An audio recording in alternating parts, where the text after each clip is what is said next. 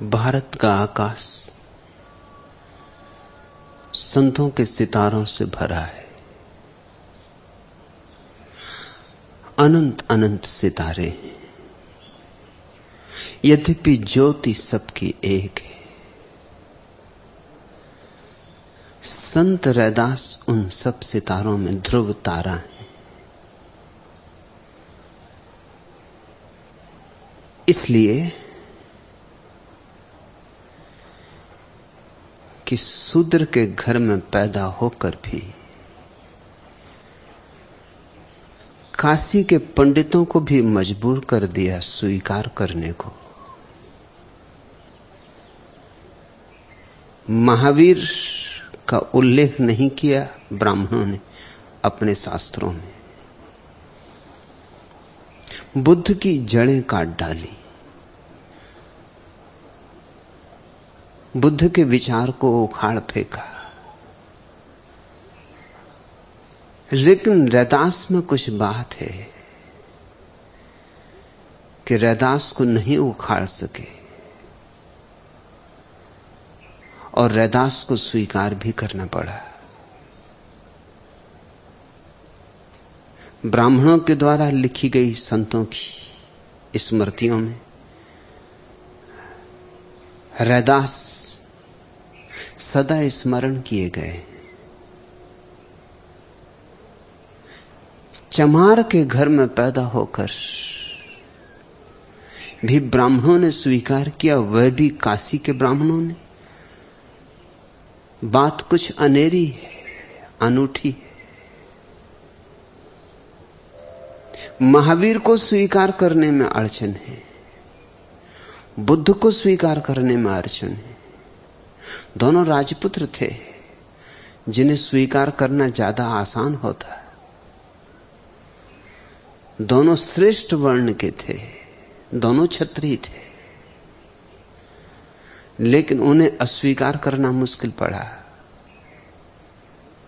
रैदास में कुछ रस है, कुछ सुगंध है जो मदहोश कर दे। रैदास से बहती है कोई शराब कि जिसने पी वही डोला। और रैदास अड्डा जमा कर बैठ गए थे काशी में, जहां की सबसे कम संभावना है, जहां का पंडित पाषाण हो चुका है। सदियों का पांडित्य व्यक्तियों के हृदयों को मार डालता है, उनकी आत्मा को जड़ कर देता है। रैदास वहां खिले फूले। रैदास ने वहां हजारों भक्तों को इकट्ठा कर लिया, और छोटे मोटे भक्त ने मीरा जैसी अनुभूति को उपलब्ध महिला ने भी रैदास को गुरु माना। मीरा ने कहा है, गुरु मिलिया रैदास जी,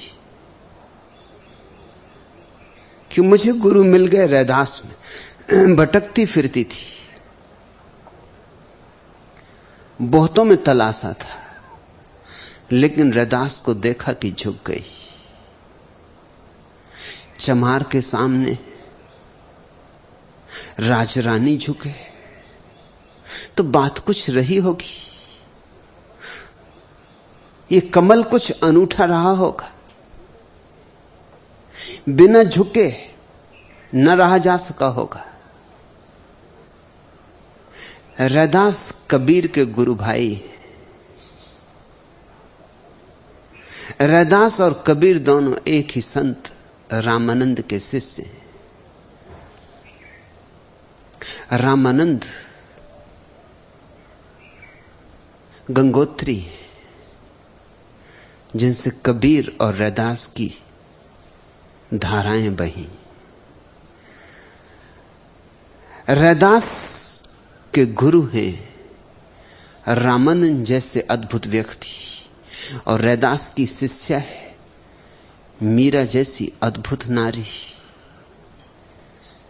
इन दोनों के बीच में रैदास की चमक अनूठी है। रामानंद को लोग भूल ही गए होते अगर रैदास और कबीर न होते। रैदास और कबीर के कारण रामानंद याद किए जाते हैं। जैसे फल से वृक्ष पहचाने जाते वैसे शिष्यों से गुरु पहचाने जाते। रैदास का अगर एक भी वचन न बचता और सिर्फ मीरा का ये कथन बचता, गुरु मिल गया रैदास जी, तो काफी था। क्योंकि जिसको मीरा गुरु कहे वो कुछ ऐसे वैसे को गुरु न कह देगी। जब परमात्मा बिल्कुल साकार न हुआ हो तब तक मीरा किसी को गुरु न कह देगी। कबीर को भी मीरा ने गुरु नहीं कहा है, रैदास को गुरु कहा। इसलिए रैदास को मैं कहता हूं वो भारत के संतों से भरे आकाश में ध्रुव तारा है। उनके वचनों को समझने की कोशिश करना। रैदास इसलिए भी स्मरणीय है कि रैदास ने वही कहा है जो बुद्ध ने कहा है, लेकिन बुद्ध की भाषा ज्ञानी की भाषा है, रैदास की भाषा भक्त की भाषा है, प्रेम की भाषा है। शायद इसीलिए बुद्ध को तो उखाड़ा जा सका, रैदास को नहीं उखाड़ा जा सका। जिसकी जड़ों को प्रेम से सींचा गया हो उसे उखाड़ना असंभव है। बुद्ध के साथ तर्क किया जा सका, बुद्ध के साथ विवाद किया जा सका। रैदास के साथ तर्क नहीं हो सकता, विवाद नहीं हो सकता। रैदास को तो देखोगे तो या तो दिखाई पड़ेगा तो झुक जाओगे, नहीं दिखाई पड़ेगा तो लौट जाओगे।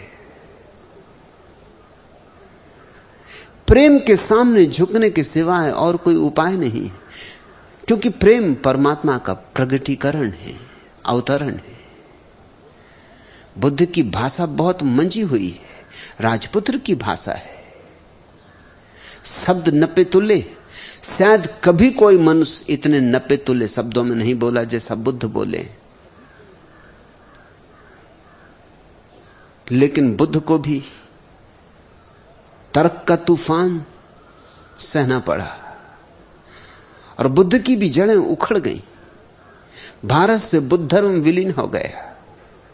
रैदास ने फिर बुद्ध की बातें ही कही पुनः, लेकिन भाषा बदल दी, नया रंग डाला। पात्र वही था, बात वही थी, शराब वही थी, नई बोतल थी, और रैदास को नहीं उखाड़ा जा सका। यह जान के तुम हैरान होगे कि चमार मूलतः बौद्ध थे। जब भारत से बौद्ध धर्म उखाड़ डाला गया और बौद्ध भिक्षुओं को जिंदा जलाया गया और बौद्ध दार्शनिकों को खदेड़ कर देश के बाहर कर दिया गया, तो एक लिहाज से तो यह अच्छा हुआ, क्योंकि इसी कारण पूरा एशिया बौद्ध हुआ। कभी कभी दुर्भाग्य में भी सौभाग्य छिपा होता है। जैन नहीं फैल सके क्योंकि जैनों ने समझौते कर लिए, बच गए। लेकिन क्या बचना, आज कुल 30-35 लाख की संख्या है। 5000 साल के इतिहास में 30-35 लाख की संख्या कोई संख्या होती।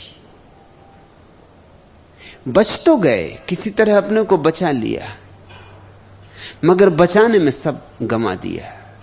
बौद्धों ने समझौता नहीं किया, उखड़ गए, टूट गए, मगर झुके नहीं। और उसका फायदा हुआ। फायदा यह हुआ कि सारा एशिया बौद्ध हो गया, क्योंकि जहां भी बौद्ध दार्शनिक और मनीषी गए वहीं उनकी प्रकाश किरणें फैली,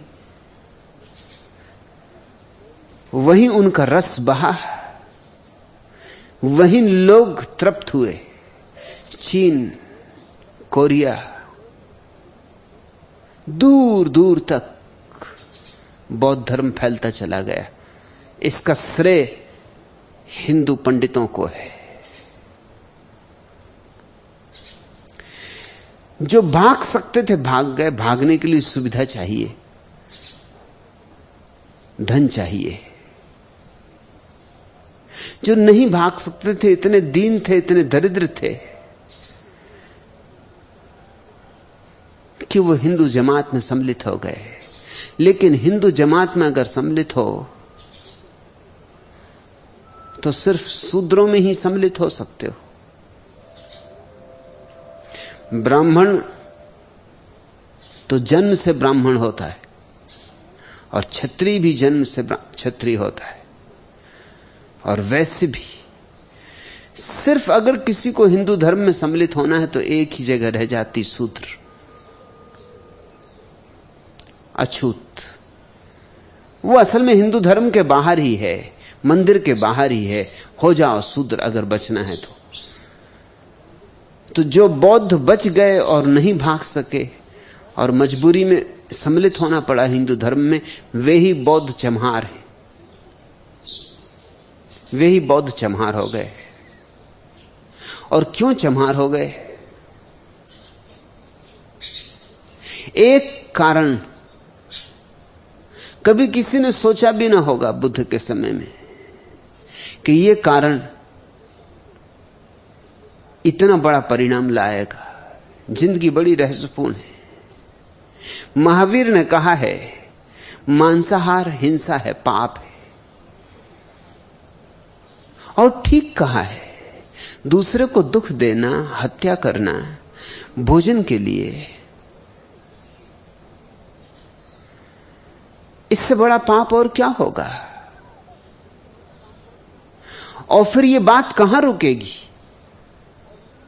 अगर पशु पक्षियों को खाओगे तो मनुष्य को खाने में क्या हर्ज है? कल अखबार में मैंने देखा मध्य अफ्रीका का सम्राट बोकासो पदच्युत हो गया है, बगावत हो गई है।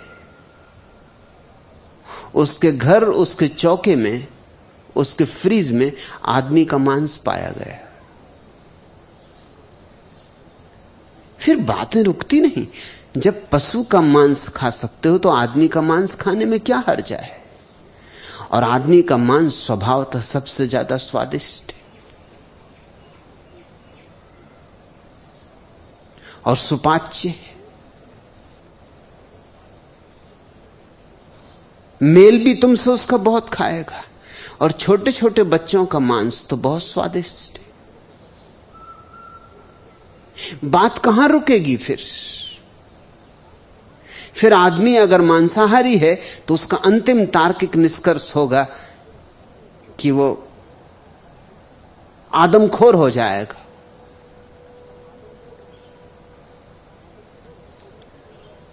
और आदमखोर हो जाने से बड़ा पतन नहीं, क्योंकि इस दुनिया में कोई पशु अपने जाति के पशुओं को नहीं खाता। कुत्ता कुत्ते का मांस नहीं खाएगा, कुत्ता कुत्ते को मार भी नहीं डालता, सिंह भी सिंह को नहीं मारता है और उसका मांस नहीं खाता है। सिर्फ आदमी गिरे तो इतना गिर सकता है, उठे तो इतना उठ सकता है।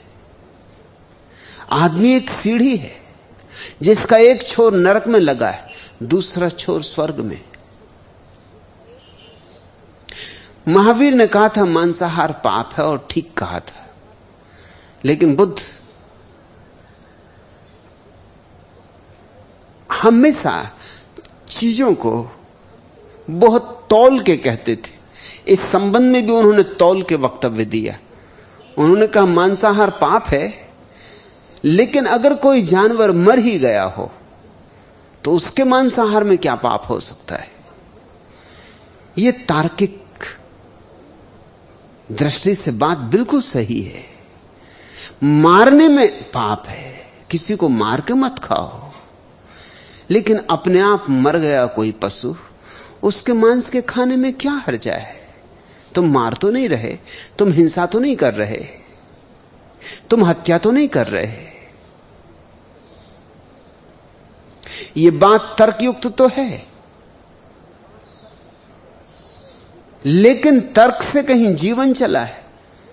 आज सारे बौद्ध देशों में हर होटल पर यह तख्ती लगी होती कि यहां मरे हुए मांस को ही बेचा जाता, केवल मरे हुए पशुओं का मांस ही बेचा जाता। करोड़ों करोड़ों लोगों के लिए रोज रोज इतने पशु मरते कहां हैं? अपने आप। और अगर पशु अपने आप मरते हैं तो इतने इतने बड़े बूचड़खाने कौन चलाता